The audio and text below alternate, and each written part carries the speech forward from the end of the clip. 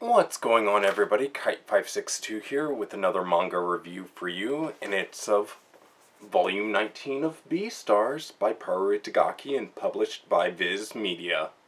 Now, with this volume, we're 19 volumes deep into this series of Beastars, and I intend on finishing it with these reviews, and I enjoy doing them, so as always, these reviews contain some spoilers. And this series is written and illustrated by Paru Itagaki and published by Viz Media. These reviews are of my own opinion, so sit back and relax and listen to what I have to say. And these videos do contain some spoilers in them, but not enough to ruin it for new readers. So sit back, relax, and listen to what I have to say, and I hope you all enjoy. Now, with the first point, Q continues to train Legoshi. They also share the same former teacher, Gohin, from the back alley market. Now, Q was taken in by Gohin when she was younger. She hasn't had any formal education, but she's very skilled in combat and with the imaginary chimera system. And with that being said, her chimera from Volume 19 is a mix between a rabbit and a panda, which Gohin himself is a panda. So you can even tell on Volume 5's cover of it, so yay for that.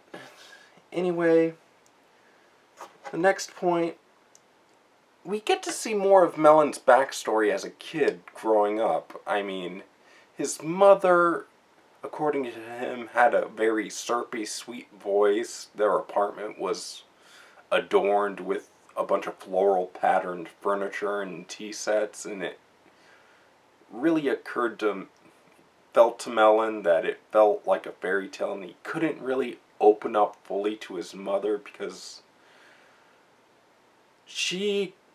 after I read this volume, she kind of gave off this Pamela Voorhees kind of vibe. If you know, you know. Like, she seems like this sweet and innocent woman, but she's really kind of not. So, yeah, that's why I'm kind of comparing her to Pamela Voorhees, because they kind of share the same type of vocal range in my head whenever I got done reading this volume and that part about Melon's mother. So, but along with that, we also get the meaning behind Melon's name, since Melon is a half-leopard, half-gazelle hybrid.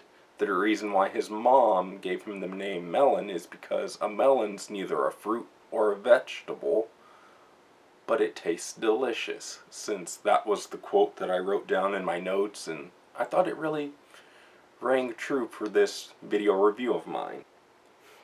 So anyway, as I was making my way through this volume, Legoshi talks to Yaya about his battle with Melon during the Turf War, and it's going to be on December 25th. So during that little phone conversation, Yaya's losing his mind, and he's getting kind of frustrated with Legoshi's hot-headedness to capture Melon and just end this once and for all. So then again, Yaya and Gosha finally cross paths, so they end up having lunch at this Komodo dragon type of restaurant. Like, the chopsticks are coated with this like anti-Komodo dragon venom protective liquid, whatever you want to call it, like a protective resin or plastic, rubber, whatever.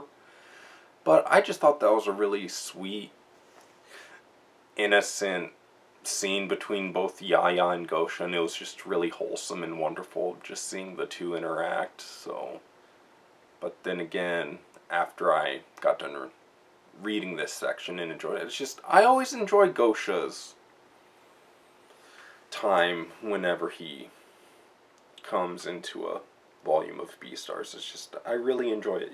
Gosha's just a really wholesome guy. Anyway, Gosha tells Yaya that he got a letter from Legoshi that he's doing well, he's doing fine. He wanted to know how Gosha was doing, and he wanted to tell him to stay warm. So, since December's coming around the corner, snow's going to happen, whether you like it or not. But, all in all, I just thought it was sweet that Legoshi's really talking to Gosha more on a basis.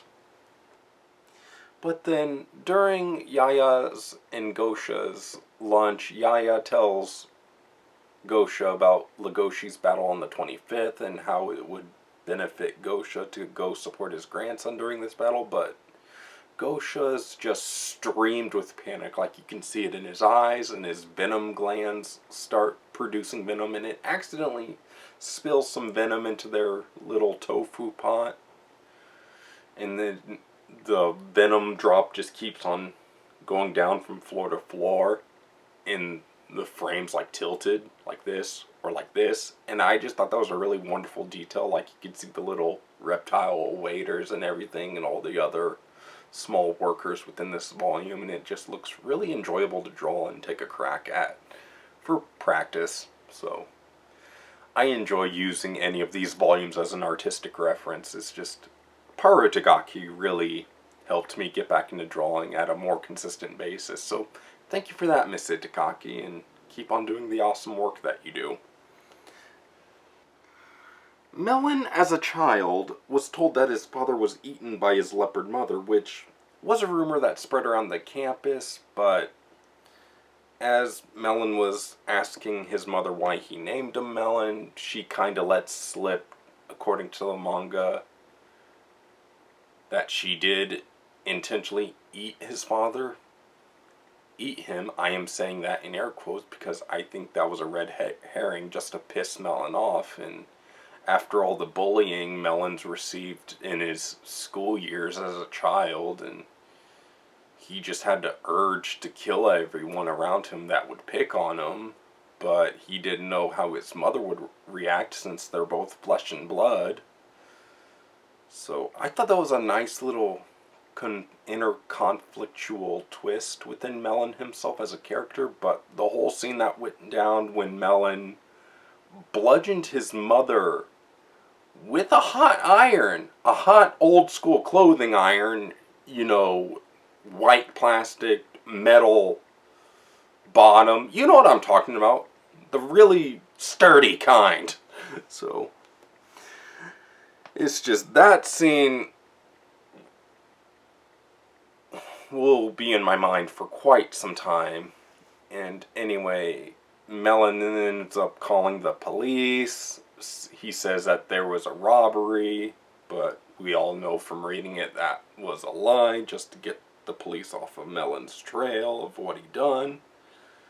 So yeah, Melon finally came to the reality. He finally snapped himself out of this fantasy that his mother set up for him within this florally decorated apartment, and now it's just a damaged, disheveled place of residence, devoid of happiness. So anyway, my next point in it is that we get to see more backstory on Agata and how he got to join the Shishigumi. Now, Agata wasn't really the brightest student in his class, and his mother was the head teacher, and so according to him, she was very strict. So Agata just meandered his way into a life of organized crime, but when he joined up with the Shishigumi, he really found a place there. Like, they could open up about anything and not feel awkward about it, which I thought was really cool and really interesting as I read this. And the visuals that accompanied each and every chapter that I've read within Volume 19 is just really superb and just really nice. And just a really wonderful experience, and I look forward to reading more of Itagaki's Beastars or any other series that might pop in to the United States. I mean, Drip Drip also looks interesting as well, so now, as I stated, Q's imaginary chimera is a mix between a rabbit and a panda, and she was one of Gohen's first students when she was younger. Now, again, she's never really had enough education, and she's never been to school, so I thought that was pretty interesting. But she tries to write a letter to Gohan just to catch up on lost time.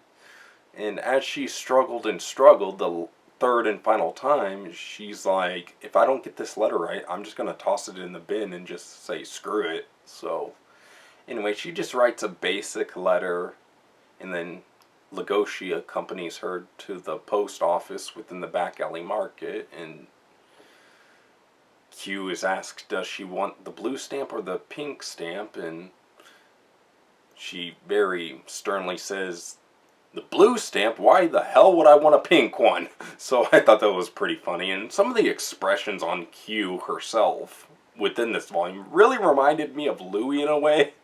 I mean, since the both of them, both Q and San, the alpaca,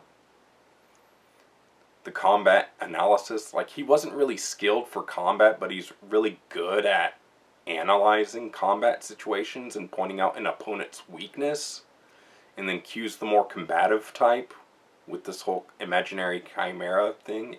It's kind of like a JoJo stand or a persona is the best way I can explain a imaginary chimera based on like the user's most powerful thoughts about something. Like Legoshi's love for Haru. So, and it's also maybe kind of a glimpse of what their future child might look like.